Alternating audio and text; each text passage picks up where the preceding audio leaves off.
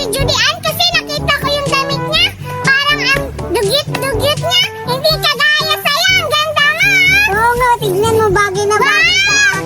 Ako din natin. Oo, ganda nga ng dress. No, kaso lang, yung likod, hindi siya maagod. Ang grabe naman sila.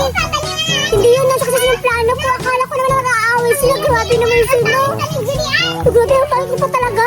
Grabe kayo. Ganda-ganda ko naman yung suot ko. Ano sabi-sabi ni Bulay na tsaka yung damit ko. Hindi ako naghihirap. Grabe naman talaga sila. Pupuntahan ko. Sabi ko sa kanila na linakaw yan ni Duray. Paano ba kasi ito laruan, Duray? Ganto kasi yun. Diba? Ang laki.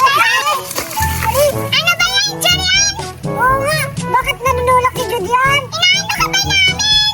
Ano sabi niyo na mahirap ako? Tapos nalayo pa yung damit ko? Mamahalin to. Ibang bansa to. Ano pinasasabi niyo na? Ano na ako? Naghihirap na ako ngayon ha?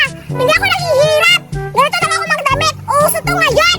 Ano uso? Hindi naman yung uso. Tignan mo para kang nanay. Ito yung uso. Tignan mo. Naka-job lang ako at saka naka-sayal. At saka maraming bulaklak yung damit ko. Ito yung uso. Yung sayo hindi yan uso kasi tignan mo para kang nanay.